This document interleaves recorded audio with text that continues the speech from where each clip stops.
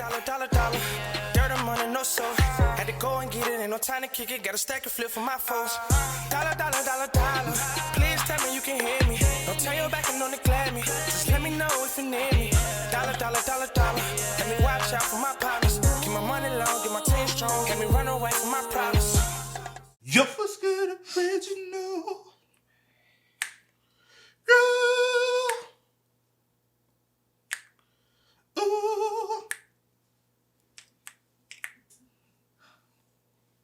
It's your boy DJ Nuki, your girl. Sierra Nicole. We back on the channel with the another Kid and C original. You almost went there. I heard you almost. You finna say Kid and C original. Oh. No, I was not. I was not at all. No, I wasn't. Welcome back to the channel, man. We got another Mr. Ballen for y'all, man. We got. She made one of the worst decisions ever. Don't know yet. Might be because sometimes we come across a story we probably have heard about a little bit. Yeah.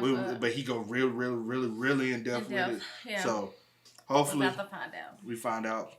We saw the thumbnail. I want to say I've seen that woman before. I don't think I've ever seen her, so we'll see. With that being said, man, before we get into it, make sure you check out the links in the description box. Down below. You already know where to go if you want to further support. All our information is down below. For you also, we salute to the comment of the day. Salute to you. We highly appreciate the crew. We highly appreciate you.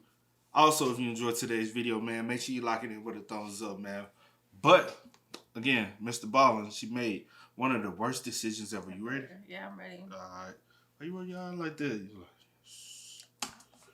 There are two elements of today's story that are bound to shock you. The first is just, how could anyone allow this to happen? It's so awful. How could you do that? And then the second is just the severity of the punishment that was handed down for it. But before we get into today's story, if you're a fan of the strange, dark, and mysterious delivered in story format, then you've come to the right place because that's all we do, and we upload once or twice every week.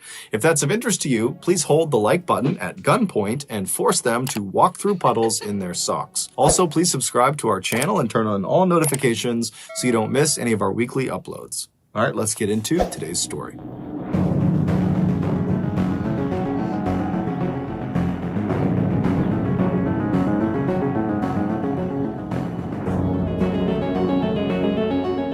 In 2001, Greg Biggs was a 37-year-old self-employed bricklayer who was living in a homeless shelter in Fort Worth, Texas. He was also the father of one child. He had an 18-year-old son named Brandon who lived with Greg's ex-wife. Despite not living with his son while his son grew up, Greg had always made a point of spending lots of time with Brandon, and so over the years, they had become quite close. But besides his son, Greg really struggled to build meaningful long-term relationships with other people.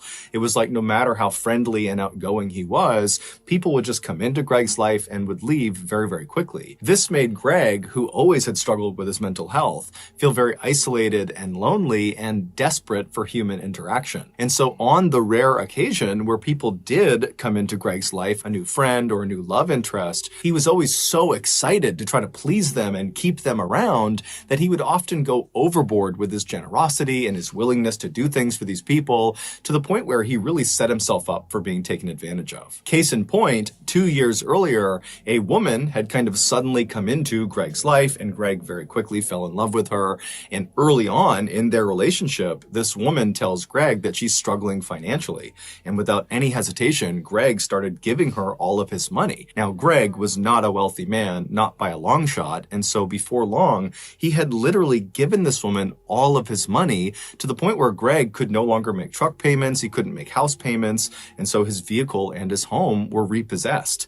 And then after he's suddenly homeless and destitute, this woman who he's given all his money to, she also disappears. But despite being in this horrible situation of sudden homelessness, Greg made the best of it. Anytime Greg was not working, he would be trying to make plans with his son Brandon to go walk around the mall downtown or go see a cheap afternoon movie. Times were definitely tough for Greg, but Greg stayed positive. He was a forever optimist, and he did this by focusing on the future. He was certain if he could just land a few more good-paying gigs, he could make that extra cash and finally buy a home again and buy a vehicle again and finally kind of get his life back together. It's really messed up though.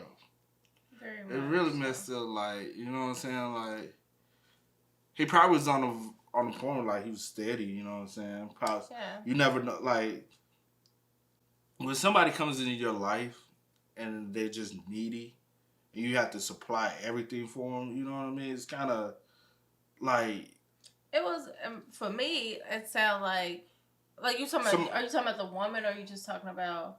I'm talking about the woman. How she The came woman, in and she came in full fledged. she just wanted your money. Advantage. Yeah, she took came advantage. in and took advantage of your kindness. And maybe she saw how vulnerable he was, as far because he yearned for human interaction.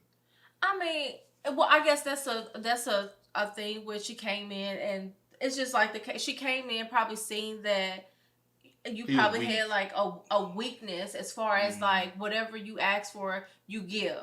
So she's like, oh, all I gotta do is ask. He's gonna give because he's a people pleaser. So he's trying to like please because he don't want anyone to leave his life again. Yeah.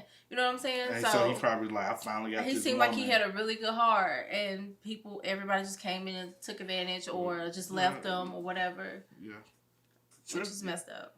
Life back together, but unfortunately he would never get that chance. On the morning of October 27th, 2001, two men called the Fort Worth Police Department to report having seen something suspicious on a park bench inside of Cobb Park. Cobb Park is this big public park with playgrounds and walking trails and fields, and at the time, Cobb Park was not considered a very safe place to be, especially after hours. There was lots of shady people in the park. So when the Fort Worth Police Department gets a call about something shady happening in Cobb Park, they aren't surprised. And so they dispatch a single detective to go over to the park and meet these two guys and see whatever suspicious thing is on this park bench. And so this detective, he goes over to the gates of Cobb Park, he meets these two guys, and they kind of explain what they saw. They give him directions to this bench, and then he thanks them. He hops back in his cruiser, he drives through the gates, and he starts driving down the trail, and then he pulls off and parks his cruiser, knowing that the bench in question is right around the corner, maybe 200 or 300 feet away. And so he parks his cruiser, he gets out, and he starts walking on this cement path, and as he's walking, he can't see the bench yet,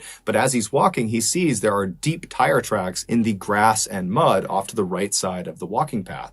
So he's mentally kind of taking note that somebody had been driving inside the park fairly recently off the trail. And so he keeps on walking and he begins to make that turn and he sees up ahead the bench in question and he can clearly see these deep tire tracks go right up to the bench. And then as he begins to make that turn and he's maybe 30 or 40 feet away, he can actually see what's on this bench and he can see this big lump that's kind of wrapped up in what looks like a rug or a blanket. And then as he gets closer and closer, he can finally see that very clearly there is a person inside of this blanket that's kind of laying out on this bench.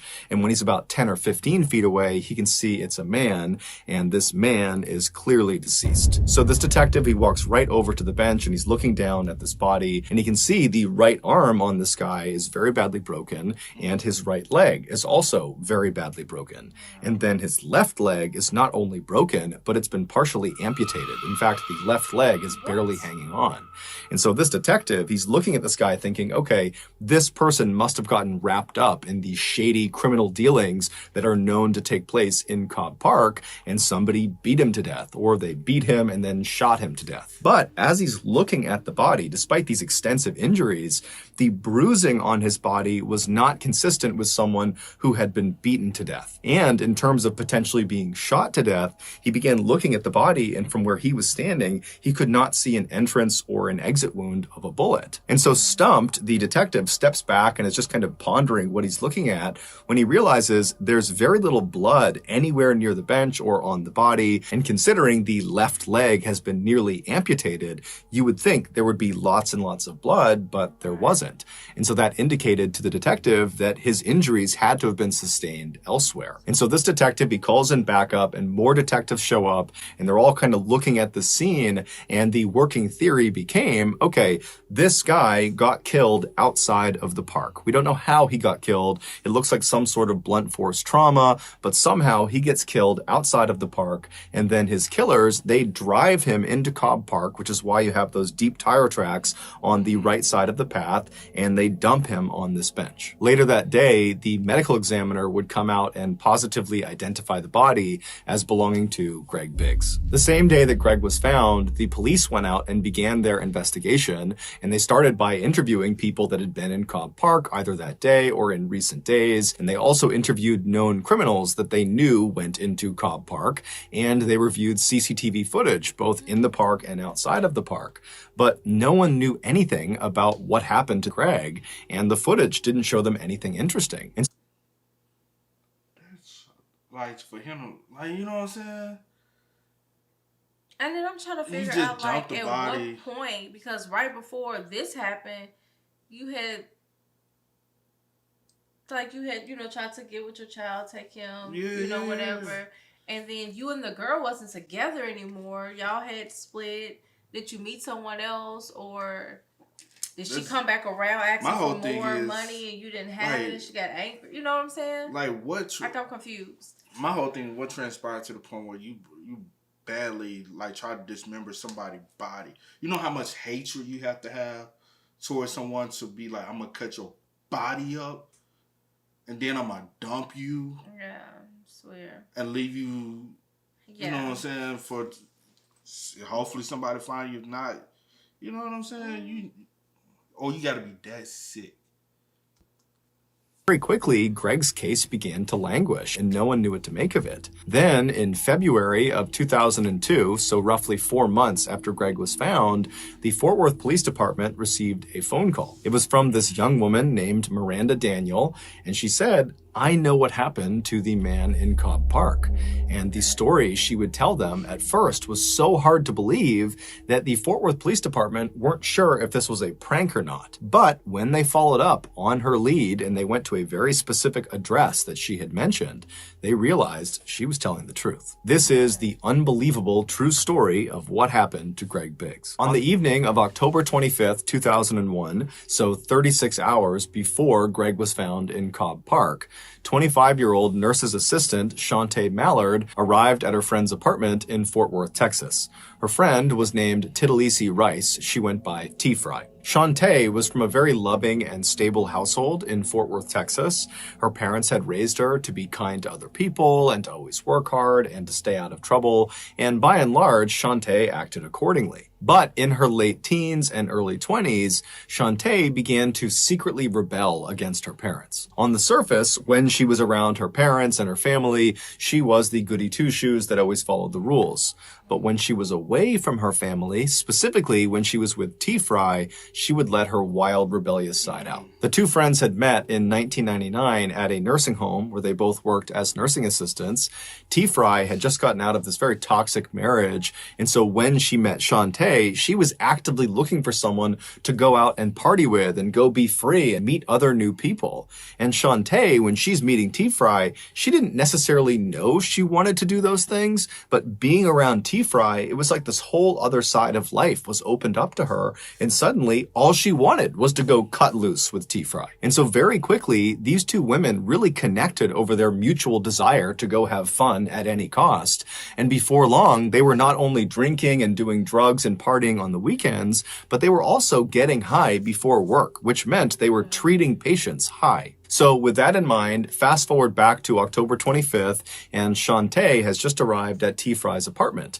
And so Shantae, she goes up to T-Fry's apartment, and the two start drinking some alcohol, and they start smoking some weed, and they split an ecstasy pill. Ecstasy is a big party drug. It's kind of like a cross between being a stimulant and a psychedelic. And so after these two women are fairly buzzed on these different substances and they're feeling ready to go, they leave T-Fry's apartment, they go down and they climb into Shantae's car. And Shantae drives the two of them to a local club called Joe's Big Bamboo. And so the plan was they were going to meet this guy named Cleet Jackson, who was Shantae's love interest. And the plan was they would hang out at the club with Cleet, and then at the end of the night, they would all leave, and Shantae and Cleet were going to spend the night together. And so whoever this, what's her name? T-Fry? T-Fry. For one, it sounds like she's older, right? Because he hasn't addressed like if it was an age They gap just or met anything. in 99. So it kind of sounded like it was an older chick because she had already been married. Shantae comes from kind of a well-off family, but she started already in some point in life started going down. I mean, she could have been too. Well, she was probably older, but the other girl had probably still been. She could have been like grown. fresh out of the Shantae chick. Well, she probably about 21. The Shantae chick.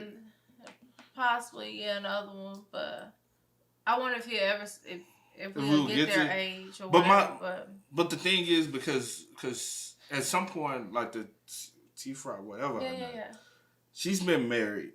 How long?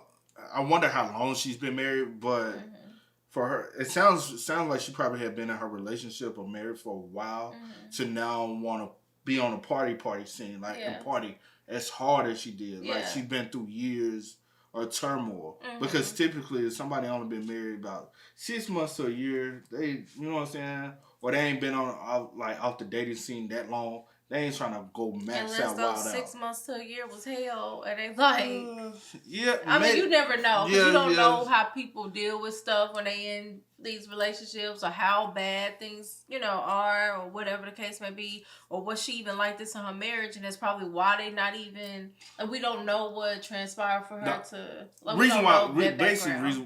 I'm trying to get to is the point of, you really got to watch, especially as you become an adult, company you keep, who you allow into your circle, who you allow into your life, who vibe you allow to mesh with your vibe, because they will basically throw you off your path that you might be trying to go down. Because she's kind of in a mourning stage. She's bringing her pain or what she want to go through. She's basically like a bad influence. Yeah. But we really don't know how bad of an influence, because the Shantae girl was already headed. She was not necessarily headed down wild, but she was like, she can get wild if she wants to, but she tried to be conservative. Around so but also that can be a bad thing when your parents probably come from a good household, too strict. So when you do get out, you want to wild out and get loose. Super wild. Tay and T-Fry, they arrive in the parking lot of Joe's Big Bamboo. They park their car, they get out, and they meet up with Cleet, who was outside of the club, and the trio kind of sneak off from the rest of the people trying to get into the club, and they smoke some more marijuana, and then the trio, they go into the club, and they start having drinks, and they're partying, and they're dancing, and they're having this great time, and then at some point in the night, Cleet kind of abandons Shantae and T-Fry, and he goes off with another woman he met that night in the club, and he would actually leave the club with this other woman, and he would vanish for the night. And so around 2 a.m., when the club is getting ready to close, Shantae realizes that Cleet, the guy she was going to go home with, he's gone now. And so she's very frustrated, but she doesn't really have any recourse. And so she instead just goes and finds T-Fry and says, hey, let's just leave. And T-Fry, she's ready to leave too. And so the two women, they leave the club and they get out to Shantae's car, and both women are clearly under the influence. They're both definitely inebriated, but T-Fry believed she was less inebriated than Shantae was, and so she should drive. And so she told Shantae, get in the passenger seat, I'm going to drive. Shantae gets into the passenger seat, T-Fry gets in the driver's seat, and she leaves the club and she drives all the way back to her apartment. When she parks at her apartment, she gets out and says to Shantae, hey, I don't mind getting in my car and kind of trailing you as you drive back to your home to make sure you get home safe, kind of like an escort. And Shantae, she just gets out of the passenger side and walks right around and confidently sits in the driver's seat of her car and tells T-Fry, nope, I'm fine. I'm going to drive myself. I'll see you later. And then Shantae drove away. About an hour later, at 3:30 in the morning, T-Fry is in bed in her apartment when she gets this very frantic phone call from Shantae, who's totally hysterical. She's beside herself, and she's not really making any sense, but she's trying to get T-Fry to come over to her house. Now, T-Fry did attempt to figure out what was going on, but she just could not cut through the hysteria on the other side of the phone. And so eventually, T-Fry just thought, you know what? Clearly, it's something serious. I'm going to go see what's going on. And so T-Fry T-Fry, she leaves her apartment, she gets in her car, and she drives over to Shantae's house. And when she gets there, she goes up to the front door, she opens it up, she walks inside, and she finds Shantae in the kitchen straight ahead. She's totally hysterical, she's crying, and she's telling T-Fry that she didn't mean to do it. She's so sorry. And T-Fry's telling her, hey, calm down, what's going on? And Shantae says, look in the garage. And so T-Fry, she walks straight ahead through the kitchen to the door in the kitchen that leads into Shantae's garage. And she opens the door up, she turns the light on, and in the middle of the garage is Shantae's car. It had been parked nose in and lodged head first in the windshield on the passenger side of this car was Greg Biggs. When Shantae had left T-Fry's house an hour earlier saying she was fine to drive, on her drive home, she had barreled into Greg, who was on a sidewalk of some street, and the impact was so hard that Greg went flying through the windshield and got lodged halfway inside of her car.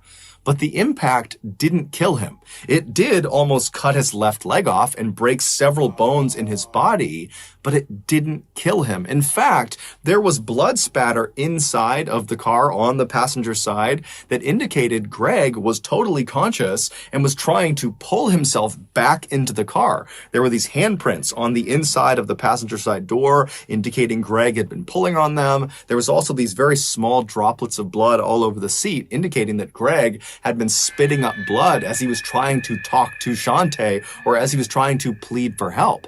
But Shantae... Bro, my whole thing is, why the hell do you not just invite her into the house? Huh? The T-Fry chick. When she drove them to her apartment, why didn't you just say, girl, we both been drinking. Just come in, crash for the night, and in the morning go home. That's all you have to do. Shoulda, woulda, coulda. Like, she could have did that, but then... That's not a true friend, though. She could have did that, but then also, it would have been, no, I'm gonna go home, I'm gonna do this, I'm gonna do that. Somebody has to be... And that's why you gotta have, like, good mind... I get what you're saying. Like, because personally, first of all... For instance, if there was you and one of your friends, both of y'all intoxicated, for one, I highly doubt y'all would even try to drive home. Mm-mm. But if y'all did and y'all made it to one of the friends' house, your friend would tell you, girl, just stay here tonight, sleep it off, and in the morning go home. Right? Yeah. That's what I'm saying. No, I get what you're saying, but again, I don't know what type of friendship. I don't know what type of friendship. I don't know what type of situation. I don't know if T-Fry had her actual own crib, she stayed with. I don't know those circumstances. You better go crash on the floor or something in her bed. But personally, even when she offered to trail her home, it still wouldn't have been enough. She was still more intoxicated. For me, it still wouldn't. Yeah, Shantae was. It still wouldn't have been enough for me to just trail you home. You know, and personally, even after you tell me, I don't know, I'm good, I wouldn't have left you because of the simple fact. Obviously, I feel like you were good enough to get us here. Why do I feel like you're good enough to get yourself home? Facts. You know what I'm saying? So, Instead of stopping her car and getting this guy help, she just kept on driving home with Greg lodged in her front windshield. Now, keep in mind, where she hit him, she was less than a half mile from the fire station where her older brother, was currently on duty as a fireman. He was medically trained. He could have saved Greg's life. Also, the other firemen at the firehouse that she knew, that Shantae knew, they could have saved Greg's life. Also, less than 6 miles away from the point of impact was the local hospital, where, of course, they could have saved Greg's life. And then on her drive all the way back to her house with Greg halfway in her windshield, she would have passed by 9 payphones, where if you don't know anything about payphones, you can dial 911, so emergency services, and it doesn't charge you anything. So Shantae at any one of these payphones could have called medical personnel who could have saved Greg. Also, let's not forget, Shantae was medically trained. She was a nurse's assistant and understood basic life-saving. But she did not use any of those resources. Instead, she just drove home.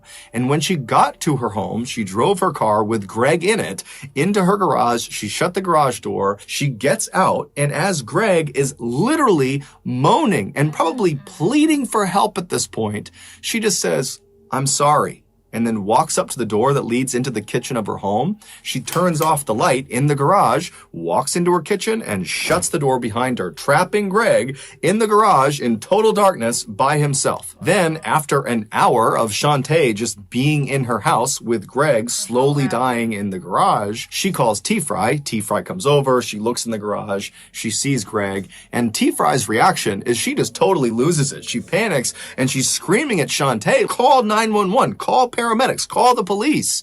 But Shantae refused. She didn't really give a reason, but she just said, no, I can't. And then shockingly, T-Fry also does not call anyone. The two of them just turn off the garage light again and shut the door and leave Greg, and they hop into T-Fry's car and they drive to T-Fry's apartment where they sleep for several hours. And then when they... Could have did that in the first place. Could have did that in the first... serious? Could have did it in a... Bruh. I just got mad. Like, I literally just got mad. And you know why I'm pissed off about that. Like, I was already mad that the fact that you could have went your brother on duty. Your brother whole fireman. You could have called your brother. You passed by there. You passed by, what he said, pay phones. You passed by, what else he said she passed by? A hospital? It was a hospital nearby. Well, nearby, whatever the case is. You could have called somebody. You called T-Fry. That should have been your 911 call. Should have been called 911. You should have been called 911. Or even called your brother. Anybody. You could have stopped anybody. Because like he said, me personally, I passed by that fire station. That's the first place I don't think she passed by. It was nearby. It was less than a mile from wherever the way she was going. Yeah. I would have stopped there. I would have took him there. Obviously, he was still alive. T-Fry deserved to go to jail too. No one called. I'm mad. I'm mad. That morning, they go back over to Shantae's house and they check on Greg, who's now motionless. And at this point, Shantae, she calls Cleet Jackson, the guy who she was supposed to go home with at the club but had abandoned her for some other girl. She calls him and says, hey, I have this huge problem. I need you to come help me. And so Cleet Jackson has no idea what he's walking into, but he goes to her house and he goes through her kitchen. She opens the door and he looks into the garage and he sees Greg in the window and he's furious with Shantae because now he's gotten involved and he doesn't really know if Greg's alive. Then you get all these people involved. They don't even know what they going into. Like, you calling people, in a friend, like, I need you. And now if I don't call the police, I'm accessory to the crime. You know what I'm saying? So now I got you getting me in something that, and I, being a friend, I don't want to get you in trouble, but now you done got me in it. Now I'm like stuck between the rock and the hard place. Yeah. It's stupid, bro. Like, I'm mad. It's just, what bothers me is people just thought. Yeah. Like, are you thinking, or you just don't give a... And my thing is, was she thinking straight night? She was just trying to get herself out of possibly going to jail. That's all she cared Yeah, about. that's all it was. And then, at the simple fact, you most definitely didn't want to call because you're high and intoxicated on drugs and alcohol. You know what I'm saying? So, you definitely was going to go down. Regardless, so Doesn't really know what to do because he's on parole, and if he gets wrapped up in this, he'll go back to jail. But he ultimately decides he's just going to help Shantae because he believes at this point Greg is dead. So there's nothing they can do. Justin said he had only been out of jail for a few months after serving 2 years prison sentence for burglary. Wow. See, baby, I would have chunked you up the deuces. I'm not about to get involved in this stuff. Greg. Nah, like, I ain't gonna cap this situation, bro. You on your own, bro. I'm calling police. I'm an ex-con too. You know, like, and nigga, clearly, I already got a rap sheet. It's just gonna make me go to jail for even longer than. Look, and my thing, yes, I get your thought process. You feel like you had to help her because it was an accident. Regardless if it was an accident or not, one, like I said, she was high, intoxicated, drugs, marijuana. The fact that she never even called anybody, y'all. You took a whole hour to even call T-Fry, and then y'all go to her house and sleep for several. Like, come on now. I couldn't have even went to sleep. But anyway. So that night, Cleet gets in touch with his cousin, Tyrone, and the two of them, they go into the garage and they lay out a carpet next to the car, and they both kind of awkwardly apologize to Greg, who's just stuck in the windowsill, and they yank him out, they put him into the carpet, they roll him up, they put him in the back of one of their cars, and they drive to Cop Park. They go through the gates, they make their way over to that bench, and they drop him on the bench. There had been some discussion about maybe destroying the body, burning the body, but Cleet felt strongly that they need to put his body out somewhere in public so at least his family can identify him and bury him. After his body was placed in the park, Shantae told Cleet and Tyrone and T-Fry not to tell anyone, and they said they wouldn't. And within a week of Greg's body being discovered, Shantae was back at Joe's Big Bamboo partying it up as if nothing had ever happened. But eventually, T-Fry would tell a couple of her friends, and before long, word had gotten out. And one person found out about it that was kind of in the network of these people, this woman, Miranda Daniels, and she really didn't like Shantae. And so she was the one who actually called the police and turned her in. And when the Fort Worth police followed up on Miranda's tip, and they went to Shantae's house, they went into her garage, and there was her car with the windshield still obviously busted in from something being smashed through it. And there's blood all over the inside of the car, and there was some obvious attempts at trying to destroy evidence inside of the car. The seats had been taken out, some things had been burned, but none of the attempts Shantae had made had actually destroyed any of the evidence. During the trial, the medical examiner who had done the autopsy on Greg Biggs said his injuries would not have killed him right away. Now, he didn't know for sure how long he would have been alive, but he believed it could be as long as several hours or maybe even up to a whole day. And during that time, Greg was just trapped inside of this pitch black garage. No one's coming to help him, despite people coming in over and over again that he's pleading with to help him. And he would have been in excruciating pain. He's got several significant broken bones. His leg has been nearly amputated. He's got cuts all over his body. And he would have been trying to pull himself out of the windshield. And every movement he was making would have been sending the jagged pieces of metal and glass into his body. I mean, this is a drawn-out, horrible death. And during the trial, every single medical professional and every single law enforcement official said, had Shantae brought Greg to get medical attention at any point in the first couple of hours, just basic medical care, he would have lived. And so his death is entirely because of Shantae's absolute indifference. T-Fry would ultimately, in exchange for full immunity, testify against Shantae, and Shantae would ultimately be found guilty of murder of Greg Biggs, and she would be sentenced to 50 years in prison. She'll be eligible for parole in 2027. In cause number 037152D, styled State of Texas versus Shantae Juan Mallard.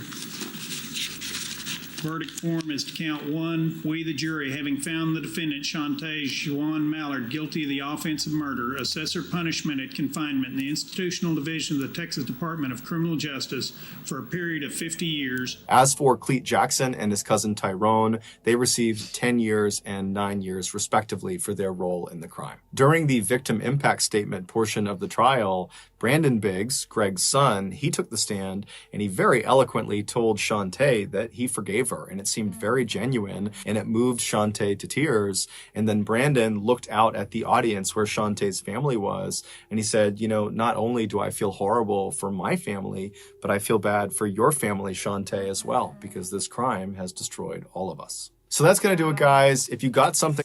Shout out to I him, got man. so He has such a emotional. forgiving heart, bro. Yes. And to be honest, no matter what faith you are, you're supposed to have a forgiving heart. You know how a lot of people be, you know what I'm saying? Like you got to be able to, like, really, because you can't let that anger hold, because that can hold on to you for the rest of your life, and it can really mess you up on your path of life.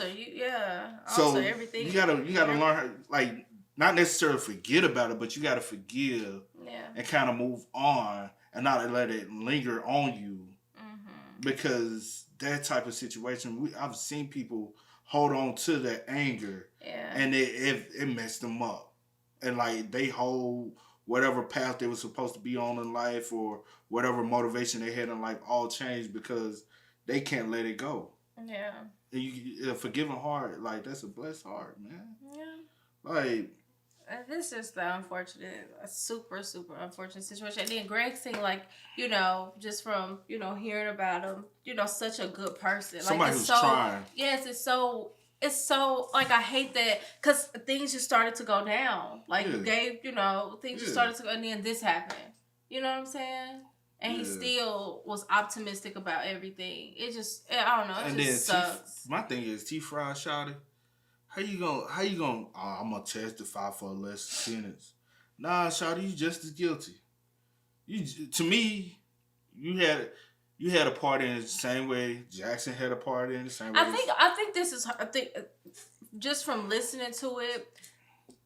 Look, listen. Personally, yes, I would have called that night.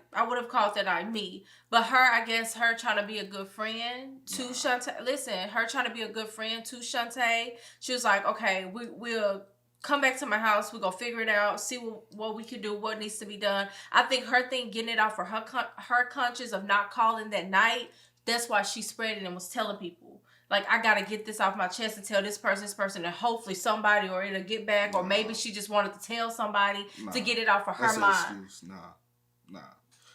I'm not saying, listen, I'm not, yes, I get that. That's all it was. It was just a gossip. I'm not saying it's right. Or that's what she, I'm not saying that that's right. I'm just saying in her mind, probably she just felt like, oh, let me tell somebody. Let me tell somebody what happened. No, you should have took that energy and called and told the police, called 911. No, what she should have did from the whole get-go, because you ended up letting her do it in the first place, is let her stay at your house. But this is the thing. Because at the end of the day, you still went back. And instead of you leaving and going to tell somebody, you told her, hey, girl, come crash at my house tonight. We'll sleep it off and figure out what to do. Well, you should have done it in the first place. Yes. I definitely agree with you. Because y'all obviously made it back to your But this is the same time, too. As a grown woman, you got to take accountability for your own actions, too. Me, personally, I'm not going to put all that T-Fry on. did bad actions, too. That's all I'm saying. Huh? The T-Fry, she did bad actions as well. Yeah, I'm saying everybody needs to take accountability for their actions. And personally, as Shantae, you've been a grown woman. Logically, I would have been like, girl, can I crash at your house? Like, I mean, yes, T-Fry should have offered it or whatever. I get what you're saying. If y'all friends. Yes, obviously, you let us stay after the fact. You know what I'm saying? But I don't know. It's just... I hated that they called the dudes. Yeah. And got them involved. And knowing he was going to go down because he's a convicted felon already. And it just makes it... You know something? I just wish one of them, at least it was 4 individuals. I wish at least one of them had the courage enough and just said, F it, I'm calling the police. But you never know. In panic mode, one of them probably would have tried to kill you. You know what I'm saying? Because they was at this point, they were trying to do any measure to save themselves. All they care about was saving themselves. T-Fry was like, girl, you done got me involved. I got to figure something out too. No, as soon as she called you, you got there. As soon as you saw the body, if you called 911, you wouldn't have went to jail. Everything would have just fell on Shantae. But y'all kept digging a hole deeper. She didn't go to jail, did she? She took a plea to testify. Oh, but she didn't get no time though. Yeah, she probably, she did too. She probably did he didn't say, but she probably did 2 years because she testified. So she probably did. Boys. But that's the two individuals I really hate. They did 9 and 2 years. I don't say hate. Man, bruh, if somebody in my family did a crime, bruh, do not call me. Please do not call me. I'm not getting involved. Oh, yeah, I feel you. I'm not. I don't care who you is. I'm not getting involved because that's your fight. That's your... Especially if I pull up and someone call the police. Yeah, I just wish the whole situation could have been avoided. Me being the friend that I am, you're not driving. And I get what you were saying, but then like I was trying to say also, as a grown woman, you do have to take accountability for your own actions too. One, you should have been drinking and driving or drinking, smoking, or whatever you was doing. Whatever. No, I'm saying she could have just said, girl, I'm going to just nap it off in the car. I wouldn't even have allowed you to do that because at some point... No, quick, like... That's how my homeboy slept in the car. And I crib, he drunk, he slept. But look... I'm making light of the situation. Girl. Yeah, I get it. I get what you're saying. I'm saying Yeah. he said I went out to the car, went to sleep, woke up, it was hot in the car because the sun was shining. I meant something, but I just feel like even then you would have woke up at some point and was like, "Ooh, I feel okay. Let me." But you would have, because the best way is to sleep. At least get you give it time to come out your system a little bit. Give it a couple hours, and you would have been okay. My whole thing is, if you go out and you gonna be drinking and you gonna be smoking, have a designated driver. Jackson was the designated driver, but he left and went with another chick. He was he was supposed to be their driver. They were leaving the club with him. He was supposed to be taking them home. But do we know if he was drinking and smoking either? I'm saying obviously nobody. He left early. He didn't even do all that. Okay. And possibly he was on probation, so he probably was doing checkups. So with checkups and stuff, he probably ain't drinking and he ain't smoking. You're right. But I'm not even talking about this situation anymore. I'm talking about in general. If you want to go out and you want to party and you want to drink and you want to drive, have a designated driver. When me and my girls used to go out, when me and my cousin used to go out, if you drinking, you gonna be drinking. All right. Well, I'm not drinking. Cause somebody gonna have to do something. You know what I'm saying? Somebody may have to drive home. So it was always one designated driver, and that was just that. Like, I don't know. I just feel like people are very irresponsible when it comes to things, and they only think about themselves in their moment, having fun, getting lit, doing all this other type of stuff, and it just, I don't know. It was an unfortunate situation, and rest in peace to Greg. But my goodness. Yeah. Oh my gosh! But anyway, okay. I haven't talked enough. No, I think this is. I think this kind of really. Honestly, it touched home for us, and that's. And I think that's why I'm so worked up. Because this situation, unfortunately, y'all is very, very close to home. Kind of still dealing with a situation like this right now, so that's the reason why we kind of worked up on it. So we apologize. This more worth that we ever did. And we apologize because it's something very close to home that we're dealing with at the moment, and we just honestly you don't know how to deal with it. Yeah, you don't. It's like it's a day by day thing. You just try to figure it out. So with that being said, man, y'all make sure y'all spam us up in the comment section. Let us know y'all thoughts and opinions down below. But as always, y'all know how it goes. I do go with the name DJ Kid That Sits. We are. Yeah. Go and get it, ain't no time to kick it. Got a stack and flip for my folks. Dollar. Please tell me you can hear me.